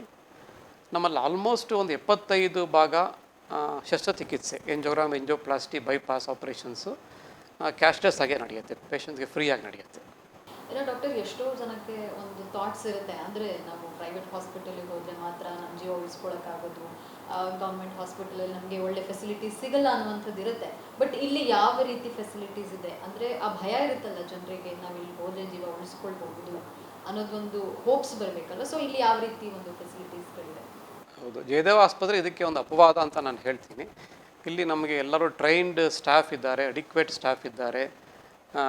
ಈವನ್ ಹಾರ್ಟ್ಗಂತೂ ನಾವು ಅಡ್ವಾನ್ಸ್ಡ್ ಟ್ರೀಟ್ಮೆಂಟ್ಸ್, ಎಲ್ಲ ಥರದ ಟ್ರೀಟ್ಮೆಂಟ್ ಕೊಡೋದಕ್ಕೂ ನಮ್ಮ ಮೈಸೂರು ಜಯದೇವದಲ್ಲಿ ಫೆಸಿಲಿಟೀಸ್ ಅವೈಲೇಬಲ್ ಇದೆ. ಮತ್ತು ನಮ್ಮ ಸ್ಟ್ಯಾಟಿಸ್ಟಿಕ್ಸ್ ನೋಡಿದ್ರೆ ನಮ್ಮಲ್ಲಿ ಸಾವಿನ ಪ್ರಮಾಣ ಎಂಜೋಪ್ಲಾಸ್ಟಿ ಆದಮೇಲಾಗಲಿ ಅಥವಾ ಬೈಪಾಸ್ ಆದಮೇಲಾಗಲಿ ತುಂಬ ಕಡಿಮೆ ಇದೆ. ಅಂದರೆ ಹೊರದೇಶಗಳಲ್ಲಿ ಅಡ್ವಾನ್ಸ್ಡ್ ಕಂಟ್ರೀಸಲ್ಲಿ ಎಷ್ಟಿದೆ ಒಂದು ಸಾವಿನ ಪ್ರಮಾಣ, ನಮ್ಮಲ್ಲಿ ಅಷ್ಟೇ ಸಾವಿನ ಪ್ರಮಾಣ ಇದೆ. ಸೊ ಹಾಗಾಗಿ ನಾವು ಉತ್ತಮ ಸೇವೆಯನ್ನು ಜನಗಳಿಗೆ ಕೊಡ್ತಾ ಇದ್ದೀವಿ ಅಂತ ನಾನು ಹೇಳಲಿಕ್ಕೆ ಇಷ್ಟಪಡ್ತೀನಿ. ಇನ್ನು ಇನ್ನೊಂದು ಜನರಿಗೆ ಇರುವಂಥದ್ದು, ಕೋವಿಡ್ ಆದಮೇಲಿಂದ, ಕೋವಿಡ್ ಲಸಿಕೆ ಆದಮೇಲಿಂದ ಈ ರೀತಿ ನಮಗೆ ಹೃದಯ ಸಂಬಂಧಿ ಕಾಯಿಲೆಗಳು ಬರ್ತಾ ಇದೆ ಅನ್ನುವಂಥ ಒಂದಷ್ಟು ಏನು ಮೂಢನಂಬಿಕೆ ಅಂತಲೇ ಹೇಳ್ಬೋದು. ಅದರಿಂದ ಏನಾದರೂ ಕೋವಿಡ್ ಲಸಿಕೆಯಿಂದ ಏನಾದರೂ ಪ್ರಾಬ್ಲಮ್ ಆಗ್ತಾ ಇದೆಯಾ, ಹೇಗೆ ಡಾಕ್ಟರ್? ಡೆಫಿನೆಟಾಗಿ ಹೇಳಲಿಕ್ಕೆ ಸಾಧ್ಯವಿಲ್ಲ. ಕೆಲವು ಸತಿ ಕೋವಿಡ್ಡು ಮತ್ತು ಕೋವಿಡ್ ಲಸಿಕೆಯಿಂದ ಕೆಲವು ಸಲ ಪೇಷಂಟ್ದು ಬ್ಲಡ್ ಕ್ಲಾಟಿಂಗ್ ಟೆಂಡೆನ್ಸಿ ಜಾಸ್ತಿ ಆಗಬಹುದು, ಅಥವಾ ನಾವು ಹಾರ್ಟ್ದು ಮಸಲ್ ಮೇಲೆ ಅದು ಇಂಪ್ಯಾಕ್ಟ್ ಮಾಡಿ ನಾವು ಮಯೋಕಾರ್ಡೈಟಿಸ್ ಅಂತ ಹೇಳ್ತೀವಿ, ಹಾರ್ಟ್ ಪಂಪಿಂಗ್ ಕಡಿಮೆ ಆಗುವಂಥ ಸಾಧ್ಯತೆ ಇರುತ್ತೆ. ಇದು ಸಾಮಾನ್ಯ ಎಲ್ಲ ವೈರಲ್ ಇನ್ಫೆಕ್ಷನ್ಸಲ್ಲೂ ಇದೇ ಥರ ಆಗಬಹುದು. ಬಟ್ ನಾವು ನೋಡ್ಕೊಂಡು ಹೋದಾಗ ಕೋವಿಡ್ ಲಸಿಕೆಯ ಬೆನಿಫಿಟ್ ಮತ್ತು ರಿಸ್ಕ್ ಕಂಪೇರ್ ಮಾಡಿದಾಗ ಬೆನಿಫಿಟ್ ತುಂಬ ಜಾಸ್ತಿ. ಅದು ಹಲವಾರು ಜನಗಳ ಜೀವವನ್ನು ಉಳಿಸಿದೆ ಲಸಿಕೆ. ಆ ಲಸಿಕೆ ಅಂತ ಒಂದು ಇಲ್ಲ ಅಂದಿದ್ದರೆ ಎಷ್ಟು ಸಾವು ನೋವು ಆಗ್ತಿತ್ತು ನಮ್ಮ ದೇಶದಲ್ಲಿ ಖಂಡಿತವಾಗಿ ಗೊತ್ತಿಲ್ಲ. ಅದಕ್ಕೆ ಕಂಪೇರ್ ಮಾಡಿಕೊಂಡಾಗ ರಿಸ್ಕು ಬಹಳ ಕಡಿಮೆ ಅಂತ ಅನಿಸುತ್ತೆ. ಆದ್ದರಿಂದ ಕೋವಿಡ್ ಲಸಿಕೆ ಮೇಲೆ ಎಲ್ಲವನ್ನು ನಾವು ಎತ್ತಾಕೋದು ತಪ್ಪು ಅಂತ ನನಗನ್ಸುತ್ತೆ. ಅದರ ಬದಲು ನಾವು ಏನೇನು ನಮ್ಮ ಕೈಯಲ್ಲಿ ನಾವು ಪ್ರಿವೆಂಟ್ ಮಾಡಬಹುದು, ನಮ್ಮ ಜೀವನ ಶೈಲಿನ ಬದಲಾವಣೆ ಮಾಡ್ಕೊಳ್ಳೋದು, ಫಿಸಿಕಲಿ ಮೋರ್ ಆ್ಯಕ್ಟಿವ್ ಆಗಿರೋದು, ಒಳ್ಳೆಯ ಉತ್ತಮವಾದ ಆಹಾರವನ್ನು ನಾವು ಸೇವನೆ ಮಾಡೋದು, ಸ್ಮೋಕಿಂಗ್, ಡ್ರಗ್ಸಿಂದ ದೂರ ಇರೋದು, ಅಡಿಕ್ವೇಟ್ ಸ್ಲೀಪ್, ಅಟ್ಲೀಸ್ಟ್ ಒಂದು 7 hours ಪರ್ ಡೇ ನಿದ್ರೆ ಮಾಡೋದು, ಒತ್ತಡ ರಹಿತ ಜೀವನ ಸಾಗಿಸೋದು, ಇದೆಲ್ಲವೂ ನಮಗೆ ಭಾಳ ಇಂಪಾರ್ಟೆಂಟು. ಎಲ್ಲ ತಪ್ಪನ್ನು ಕೋವಿಡ್ ಲಸಿಕೆ ಮೇಲೆ ಹಾಕಿ ಕೂತ್ಕೊಂಡ್ರೆ ಭಾಳ ತಪ್ಪು. ಸೊ ನಾವು ನಮ್ಮ ಜೀವನ ಶೈಲಿನ ಬದಲಾವಣೆ ಮಾಡಿಕೊಂಡ್ರೆ ಖಂಡಿತವಾಗಿ ಹಾರ್ಟ್ ಕಾಯಿಲೆ ಪ್ರಮಾಣವನ್ನು ನಾವು ಕಡಿಮೆ ಮಾಡ್ಕೊಳ್ಬಹುದು. ಇನ್ನು ಡಾಕ್ಟರ್, ಎಷ್ಟೋ ಜನ, ಅಂದರೆ ಎಷ್ಟೋ ಮಕ್ಕಳಲ್ಲಿ ನಾವು ಈ ಹೃದಯ ಸಂಬಂಧಿ ಕಾಯಿಲೆ, ಅಂದರೆ ಆಲ್ ಆಫ್ ಅ ಸಡನ್ ಮಕ್ಕಳು ಚೆನ್ನಾಗಿರ್ತಾರೆ, ಬಟ್ ಮಕ್ಕಳಲ್ಲೂ ಕೂಡ ಈ ಹೃದಯಾಘಾತ ಅನ್ನುವಂಥದ್ದು ಕಾಣಿಸ್ಕೊಳ್ತಾ ಇದೆ. ಅದಕ್ಕೆ ಕಾರಣ ಏನಿರಬಹುದು? ಮಕ್ಕಳಲ್ಲಿ ಬರುವಂಥ ಹಾರ್ಟ್ ಕಾಯಿಲೆನೇ ಬೇರೆ. ಸಾಮಾನ್ಯವಾಗಿ ಜೆನೆಟಿಕ್ ಆಗಿ ಬರುವಂಥದ್ದು, ಹಾರ್ಟಲ್ಲಿ ಹೋಲ್ ಇದೆ, ಮತ್ತು ಬ್ಲಡ್ಡು ಒಳಗಡೆ ಚೇಂಬರ್ಸ್ ಮಧ್ಯೆ ಮಿಕ್ಸ್ ಆಗ್ತಾ ಇದೆ, ಹಾರ್ಟ್ ಸರಿಗೆ ಡೆವಲಪ್ ಆಗಿಲ್ಲ. ಈ ಕಾರಣಗಳಿಂದ ಮಕ್ಕಳು ಸಾವನ್ನಪ್ಪುವಂಥ ಸಾಧ್ಯತೆ ಜಾಸ್ತಿ ಇರುತ್ತೆ. ಹಾರ್ಟ್ ಅಟ್ಯಾಕ್ ಅನ್ನೋದು ಭಾಳ ಕಡಿಮೆ ಮಕ್ಕಳಿನಲ್ಲಿ. ಬಟ್ ನಾವೀಗ ನೋಡ್ತಾ ಇರೋದಂದರೆ ಮಕ್ಕಳಲ್ಲಿ, ಈವನ್ನು ಸ್ಕೂಲ್ಗೆ ಹೋಗೋ ಮಕ್ಕಳಲ್ಲೂ ನಾವು ತುಂಬ ನೋಡ್ತಾ ಇರೋದೇನೆಂದರೆ ಅವರಲ್ಲಿ ಒಬಿಸಿಟಿ, ಚೈಲ್ಡ್ಹುಡ್ ಒಬಿಸಿಟಿ ಪ್ರಮಾಣ ತುಂಬ ಜಾಸ್ತಿ ಆಗಿದೆ. ನೀವು ಈಗಿನ ಮಕ್ಕಳನ್ನ ನೋಡಿದ್ರೆ ಎಲ್ಲರೂ ಗುಂಡ್ಗಿರ್ತಾರೆ, ನೀವು ಎಲ್ಲರೂ ಆಗಲೇ ಹೊಟ್ಟೆ ಬರ್ತಾ ಇರುತ್ತೆ ಅವ್ರಿಗೆ. ಸೊ ಏನಕ್ಕಂದರೆ ಅವರು ಜಂಕ್ ಫುಡ್ ಸೇವನೆ ತುಂಬ ಜಾಸ್ತಿ. ಮಕ್ಕಳಿಗೆ ಒಂಥರ ಕೇಳಿದ್ದನ್ನೆಲ್ಲ ತಿನ್ನೋದಕ್ಕೆ ಕೊಡಿಸೋದು ಒಂಥರ ತಂದೆ ತಾಯಿಗೆ ಒಂಥರ ಪ್ರೀತಿ ಎಕ್ಸ್ಪ್ರೆಸ್ ಮಾಡೋ ಒಂದು ವಿಧಾನ, ಅದು ಮಕ್ಕಳಿಗೆ ಅಲ್ಟಿಮೇಟ್ಲಿ ಹಾರ್ಮ್ ಮಾಡ್ತಾ ಇದೆ. ಮತ್ತು ಅವರಲ್ಲೂ ಅಷ್ಟೇ, ಮುಂಚೆಯೆಲ್ಲ ಮಕ್ಕಳು ಹೊರಗಡೆನೇ ಆಟ ಆಡ್ತಾಯಿದ್ರು, ಈಗ ಆಲ್ಮೋಸ್ಟ್ ಅವರು ಮೊಬೈಲು, ಟಿ ವಿ ಇಟ್ಕೊಂಡು ವಿತೌಟ್ ಫಿಸಿಕಲ್ ಆ್ಯಕ್ಟಿವಿಟಿ ಕೂತ್ಕೊಂಡಿರ್ತಾರೆ. ಸೊ ಇದರಿಂದ ಸೆಡೆಂಟ್ರಿ ಲೈಫ್ ಸ್ಟೈಲ್ ಮಕ್ಕಳಲ್ಲೇ ಶುರು ಆಗ್ತಾ ಇದೆ. ಚೈಲ್ಡ್ಹುಡ್ ಒಬೆಸಿಟಿ ಈಗಾಗಲೇ ಶುರು ಆಗ್ತಾ ಇದೆ. ಸೊ ನೀವು ಮಕ್ಕಳಲ್ಲಿ ಈಗ BP, ಕೊಲೆಸ್ಟ್ರಾಲ್ ಚೆಕ್ ಮಾಡಲಿಕ್ಕೆ ಶುರು ಆದರೆ ಒಂದು 15-20 ವಯಸ್ಸಿನ ಮಕ್ಳಿಗೆ ಆಗಲೇ ಅವ್ರಿಗೆ ಕೊಲೆಸ್ಟ್ರಾಲ್ ಬಿಲ್ಡಪ್ ಸ್ಟಾರ್ಟ್ ಆಗಿರುತ್ತೆ, BP ಅವರ ಆಗಲೇ ಜಾಸ್ತಿ ಆಗ್ತಾ ಇರುತ್ತೆ. ಸೊ ಇದರಿಂದ ಅವರೊಂದು 20-25 ವಯಸ್ಸಿಗೆ ಬರೋಷ್ಟೊತ್ತಿಗೆ ಆಗಲೇ ಹಾರ್ಟ್ ಕಾಯಿಲೆ ಆಗುವಂಥ ಸಾಧ್ಯತೆ ತುಂಬ ಜಾಸ್ತಿ ಇರುತ್ತೆ. ಸೊ ನಾವು ಮಕ್ಕಳಲ್ಲೂ ನಾವು ಇದನ್ನು ಅವೇರ್ನೆಸ್ಸನ್ನು ಮೂಡಿಸ್ಬೇಕು, ತಂದೆ ತಾಯಿನಲ್ಲಿ ಇದರ ಬಗ್ಗೆ ಅವೇರ್ನೆಸ್ ಮೂಡಿಸ್ಬೇಕು. ಮಕ್ಕಳ ಆಹಾರದಲ್ಲಿ ನಾವು ಹೆಲ್ದಿ ಆಹಾರವನ್ನು ಕೊಡಬೇಕು. ಅವರಿಗೆ ಫಿಸಿಕಲ್ ಆ್ಯಕ್ಟಿವಿಟಿ, ಹೊರಗಡೆ ಹೋಗಿ ಆಟ ಆಡೋದಕ್ಕೆ, ಫಿಸಿಕಲ್ ಆ್ಯಕ್ಟಿವಿಟಿ ಮಾಡೋದಕ್ಕೆ ಎನ್ಕರೇಜ್ ಮಾಡಬೇಕು. ಇದರಿಂದ ಮುಂದೆ ಬರುವಂಥ ಕಾಯಿಲೆಗಳನ್ನ ನಾವು ತಡೆಗಟ್ಟಬಹುದು. ಏನು ಮಕ್ಕಳಲ್ಲಿ ಅದೇ ಒಂದು ಅತಿಯಾದಂತಹ ಜಂಕ್ ಫುಡ್ಡನ್ನು ತಿನ್ನುವಂಥದ್ದನ್ನ ಕಡಿಮೆ ಮಾಡಿಸ್ಬೇಕಾಗುತ್ತೆ ಮಕ್ಕಳಲ್ಲಿ. ಯಾಕಂದರೆ ಇವಾಗಿನ ಮಕ್ಕಳು ಜಂಕ್ ಫುಡ್ಡೇ ಜಾಸ್ತಿ ಕೇಳ್ತಿರ್ತಾರೆ. ಸೊ ಹಾಗಾಗಿ ಅದನ್ನು ಕಡಿಮೆ ಮಾಡಿಸಿದ್ರೆ ಸ್ವಲ್ಪ ಮಟ್ಟಿಗೆ ಮುಂದೆ ಬರುವಂಥದ್ದು ಅಂದರೆ ಇನ್ನು ನೆಕ್ಸ್ಟ್ ಜನ್ರೇಷನ್ಗೆ 20-25 ವರ್ಷಕ್ಕೆಲ್ಲ ಹೃದಯ ಸಂಬಂಧಿ ಕಾಯಿಲೆಗಳು ಬಂದ್ಬಿಡುತ್ತೆ. ಸೊ ಈಗಲಿಂದಾನೇ ಅವಾಯ್ಡ್ ಮಾಡ್ತಾ ಹೋದರೆ ಒಳಿತು ಅಂತ ನೀವು ಹೇಳ್ತಿರುವಂಥದ್ದು. ಇನ್ನು ಜೊತೆಗೆ 40 ವರ್ಷ ಮೇಲ್ಪಟ್ಟಂಥವ್ರು ಯಾವ ರೀತಿ ಒಂದು ಹೃದಯ ಸಂಬಂಧಿ ಕಾಯಿಲೆಗಳನ್ನು ತಡೆಗಟ್ಟಲು ಒಂದು ಕ್ರಮಗಳನ್ನು ತೆಗೆದುಕೊಳ್ಬೇಕಾಗುತ್ತೆ? ಹೌದು, ಒಂದು ನಾನು ಮುಂಚೆನೇ ಹೇಳಿದಾಗೆ ಆ್ಯನ್ಯುವಲ್ ಹೆಲ್ತ್ ಚೆಕಪ್ ಮಾಡಿಸ್ಕೊಳ್ಬೇಕು. ಒಂದು BP, ಶುಗರು, ಕೊಲೆಸ್ಟ್ರಾಲು ಮತ್ತು ಬೇಸಿಕ್ ಹಾರ್ಟ್ ಚೆಕಪ್, ಒಂದು ECG ಮಾಡ್ಕೊಳ್ಬೇಕು, ಎಕೋ ಅಂತ ಒಂದು ಹಾರ್ಟ್ ಸ್ಕ್ಯಾನ್ ಮಾಡ್ತೀವಿ, ಟ್ರೆಡ್ಮಿಲ್ ಅಂತ ಟೆಸ್ಟ್ ಅಂತ. ಸೊ ಇದೆಲ್ಲ ಮಾಡೋದ್ರಿಂದ ಅವ್ರಿಗಿರುವಂತಹ ರಿಸ್ಕ್ ಫ್ಯಾಕ್ಟರ್ಸ್ ಏನಂತ ಮೊದಲೇ ಕಂಡುಹಿಡ್ಕೊಳ್ಬಹುದು. ರಿಸ್ಕ್ ಫ್ಯಾಕ್ಟರ್ ಪ್ರಿವೆನ್ಷನ್ ಅಂದರೆ ನಿಮಗೆ ಡಯಾಬಿಟಿಸ್ ಇದೆಯಾ, ಅದಕ್ಕೆ ಟ್ರೀಟ್ಮೆಂಟ್ ತೊಗೊಳ್ಳಿ, BP ಇದೆಯಾ, ಕೊಲೆಸ್ಟ್ರಾಲ್ ಇದೆಯಾ, ಅದಕ್ಕೆ ಬೇಕಾದಂತಹ ಟ್ರೀಟ್ಮೆಂಟನ್ನು ಇವಾಗಲೇ ತಗೊಳ್ಳೋದ್ರಿಂದ ಸೊ ಮುಂದೆ ಬರುವಂಥ ಹಾರ್ಟ್ ಕಾಯಿಲೆನ ತಡೆಗಟ್ಟಬಹುದು. ಮತ್ತು ಈ ECG, ಎಕೋ, ಟ್ರೆಡ್ಮಿಲ್ ಮಾಡೋದ್ರಿಂದ ಈಗಾಗಲೇ ಹಾರ್ಟಿಗೆ ಏನಾದ್ರು ಪ್ರಾಬ್ಲಮ್ ಆಗಿದ್ದರೆ ಅದು ಇನ್ನೂ ಉಲ್ಪಣ ಸ್ಥಿತಿಗೆ ಹೋಗದಿರೋ ಥರ ತಡೆಗಟ್ಟಬಹುದು. ಇವಾಗಲೇ ನಾವು ಅದಕ್ಕೆ ಬೇಕಾದಂಥ ಟ್ರೀಟ್ಮೆಂಟನ್ನು ಶುರು ಮಾಡಬಹುದು. ಸಾಮಾನ್ಯವಾಗಿ ನಾವು ನೋಡೋದು ತುಂಬ ಜನಗಳು ನಮ್ಮ ಪೇಷಂಟ್ಸ್ ಅಡ್ಮಿಟ್ ಆಗೋದು ತುಂಬ ಅಡ್ವಾನ್ಸ್ ಸ್ಟೇಜಲ್ಲಿ, ಅಂದರೆ ಆಲ್ಮೋಸ್ಟ್ ಹಾರ್ಟ್ ಅಟ್ಯಾಕ್ ಆಗಿ ಅಡ್ಮಿಟ್ ಆಗೋವರೆಗೂ ಅವರು ಅದುವರೆಗೆ ಕಪ್ಪೆ ಮಾಡಿಸ್ಕೊಂಡಿರೋದಿಲ್ಲ, ಅವ್ರಿಗೆ ಆ ಕಾಯಿಲೆ ಬಗ್ಗೆ ಏನೂ ಗೊತ್ತಾಗೋದೇ ಇಲ್ಲ. It is A very sudden and surprising event. So ನಾನೇನು ಹೇಳ್ತೀನಿ ಅಂದರೆ ಹಾರ್ಟ್ ಅಟ್ಯಾಕ್ ಈಸ್ ಅದಾಗಲೇ ಒಂದು 5-10 ವರ್ಷ ಹಿಂದಿನಿಂದನೇ ಅದು ಸೂಚನೆಗಳನ್ನ ನಾನು ಬರ್ತಾ ಇದ್ದೀನಿ ಅಂತ ಸೂಚನೆ ಕೊಡ್ತಾ ಇರುತ್ತೆ. ಸೊ ನಾವು ಅದನ್ನು ಮಾಡಿರೋದಿಲ್ಲ. ಪ್ರಿವೆಂಟಿವ್ ಹೆಲ್ತ್ ಚೆಕಪ್ಪನ್ನು ವರ್ಷಕ್ಕೊಮ್ಮೆ ಮಾಡ್ಕೊಳ್ಳೋದ್ರಿಂದ ಮೊದಲೇ ನಾವು ರಿಸ್ಕ್ ಫ್ಯಾಕ್ಟರ್ಸ್ ಐಡೆಂಟಿಫೈ ಮಾಡಬಹುದು, ಅದಕ್ಕೆ ಕರೆಕ್ಟಿವ್ ಮೆಷರ್ಸನ್ನು ತಗೊಳ್ಬಹುದು, ಮುಂದೆ ಬರುವಂತಹ ಆಘಾತವನ್ನು ಇವಾಗಲೇ ನಾವು ತಡೆಗಟ್ಟಬಹುದು. ಅದಕ್ಕೆಲ್ಲ ಈಗಿನ ಟೆಕ್ನಾಲಜಿಯಲ್ಲಿ ಅವಕಾಶ ಇದೆ, ಅದನ್ನೆಲ್ಲರೂ ಮಾಡ್ಕೊಳ್ಬೇಕು. ಏನೋ ಡಾಕ್ಟರ್ ಹಾರ್ಟಿಗೆ ಸ್ಟಂಟ್ ಹಾಕುವಂಥದ್ದು ಇದೆ. ಸೊ ಸ್ಟಂಟ್ ಹಾಕಿ ಮತ್ತೆ ಅದನ್ನು ಯಾವಾಗ ತೆಗೆಯುವಂಥದ್ದು ಅಥವಾ ಮತ್ತೆ ಅದನ್ನು ರೀಪ್ಲೇಸ್ ಮಾಡುವಂಥದ್ದು ಏನಾದರೂ ಇದ್ದರೆ ಅದು ಎಷ್ಟು ದಿನಕ್ಕೆ ಮಾಡುವಂಥದ್ದು? ಅಲ್ಲ, ಒಂದು ಈಗಿರೋ ಬ್ಲಾಕೇಜಿಗೆ ನಾವು ಸ್ಟೆಂಟ್ ಹಾಕಿ ನಾವು ಕಳಿಸ್ಕೊಡ್ತೀವಿ. ಅವರಿಗೆ ನಾವು ಪಿರಿಯಾಡಿಕ್ ಚೆಕಪ್ ಮಾಡ್ತಾ ಇರಬೇಕಾಗುತ್ತೆ ಪೇಷಂಟ್ಸಿಗೆ. ಅವರು ಸರಿಯಾದ ರೀತಿಯಲ್ಲಿ ಜೀವನ ಶೈಲಿನ ಬದಲಾವಣೆ ಮಾಡಿಕೊಂಡು ಮೆಡಿಸಿನ್ಸನ್ನು ತಗೊಂಡ್ರೆ ಮತ್ತೆ ಇನ್ನೊಂದು ಪ್ರೊಸೀಜರ್ ಮಾಡೋಂಥ ಸಾಧ್ಯತೆ ತುಂಬ ಕಡಿಮೆ ಇರುತ್ತೆ. ಒಂದು 15%, ಒಂದು 10-15% ಜನಕ್ಕೆ ಮತ್ತೆ ಇನ್ನೊಮ್ಮೆ ಬ್ಲಾಕೇಜ್ ಆಗೋದು, ಇನ್ನೊಂದು ಸ್ಟೆಂಟ್ ಹಾಕುವಂಥ ಸಾಧ್ಯತೆಗಳು ಇರುತ್ತೆ. ಸಾಮಾನ್ಯವಾಗಿ ಯಾರಿಗಾಗತ್ತೆ ಅಂದರೆ ಕೆಲವರು ಮತ್ತೆ ಆ ನೆಗ್ಲೆಕ್ಟ್ ಮಾಡಿ ಸ್ಮೋಕಿಂಗ್ ಕಂಟಿನ್ಯೂ ಮಾಡ್ತಾರೆ, ಕರೆಕ್ಟಾಗಿ ಮೆಡಿಸಿನ್ ತಗೊಳ್ಳೋದಿಲ್ಲ, ಕರೆಕ್ಟಾಗಿ ಚೆಕಪ್ಗೆ ಬರೋದಿಲ್ಲ. ಇಂಥವರಲ್ಲಿ 1 or 2 ಇಯರ್ಸಲ್ಲೇ ಮತ್ತೆ ಸ್ಟೆಂಟ್ ಬ್ಲಾಕ್ ಆಗೋದು, ಇನ್ನೊಂದು ಆಪ್ರೇಷನ್ ಮಾಡೋಂಥ ಅವಶ್ಯಕತೆ ಬರಬಹುದು. ಬಟ್ ಅವ್ರು ಚೆನ್ನಾಗಿ ಕೇರ್ ತಗೊಂಡ್ರೆ, ಮೆಡಿಸಿನ್ಸ್ ತಗೊಂಡ್ರೆ ಲೆಸ್ ದೆನ್ 10% ಇನ್ಸಿಡೆಂಟ್ ಅಂತ ಹೇಳ್ತೀನಿ ನಾನು. ಡಾಕ್ಟರ್ಸ್ ಏನು ಹೇಳ್ತಾರೆ ಅದನ್ನು ಫಾಲೋ ಮಾಡಬೇಕಾಗಿರೋದು ಮುಖ್ಯವಾಗುತ್ತೆ ಇಲ್ಲಿ. ಹೌದು, ನಾವು ಅಲ್ಲಿ ಅಷ್ಟೆಲ್ಲ ಎಜುಕೇಟ್ ಮಾಡಿ ಕಳಿಸಿದ್ರು ಹಲವಾರು ಜನ, ನಮ್ಮಲ್ಲಿ ಆಲ್ಮೋಸ್ಟ್ ಒಂದು 25% ಜನ ಕೆಲವು ದಿವಸ ಆದಮೇಲೆ ಸಂಪೂರ್ಣವಾಗಿ ಮೆಡಿಸಿನ್ಸನ್ನು ಸ್ಟಾಪ್ ಮಾಡಿಬಿಟ್ಟಿರ್ತಾರೆ, ಎಷ್ಟೇ ಹೇಳಿದ್ರು. ಸೊ ಇದ್ರ ಬಗ್ಗೆ ಜನಗಳಿಗೆ ನಾವು ಅವೇರ್ನೆಸ್ಸನ್ನು ಮೂಡಿಸ್ಬೇಕಾಗತ್ತೆ, ಎಜುಕೇಟಿವ್ ಪ್ರೋಗ್ರಾಮ್ಸನ್ನು ನಡೆಸಬೇಕಾಗತ್ತೆ. ಆವಾಗ ಈ ಥರ second, third time heart attack ಆಗುವಂಥ ಸಾಧ್ಯತೆ ನಾವು ತಡೆಗಟ್ಟಬಹುದು.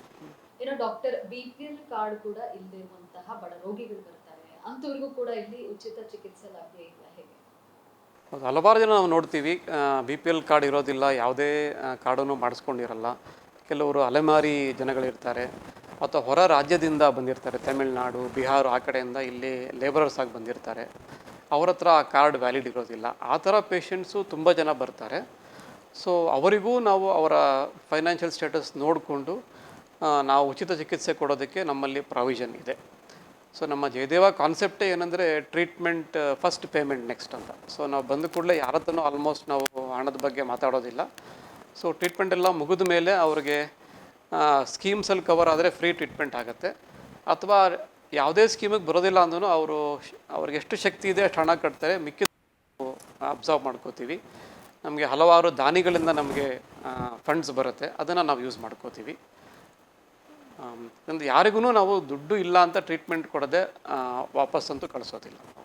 ಡಾಕ್ಟರ್, ಇಷ್ಟೊಂದು ಕಾರ್ಯಕ್ರಮದಲ್ಲಿ ಸಾಕಷ್ಟು ಮಾಹಿತಿನ ತಿಳಿಸ್ಕೊಟ್ರಿ, ಧನ್ಯವಾದಗಳು. Thank you. ನೋಡಿದ್ರಲ್ಲ ವೀಕ್ಷಕರೇ, ಹೃದಯಾಘಾತ ಅಂದರೆ ಹೃದಯಾಘಾತಕ್ಕೆ ಯಾವೆಲ್ಲ ಚಿಕಿತ್ಸೆಗಳು ಲಭ್ಯವಿದೆ, ಜಯದೇವ ಆಸ್ಪತ್ರೆಯಲ್ಲಿ ಎಷ್ಟೆಲ್ಲ ಫೆಸಿಲಿಟೀಸ್ ಇದೆ ಅಂತ. ಇದಾಗಿತ್ತು ಹೊತ್ತಿನ ವಿಶೇಷ. ನೋಡ್ತಾ ಇರಿ ರಾಜ್ಯ ಧರ್ಮ TV.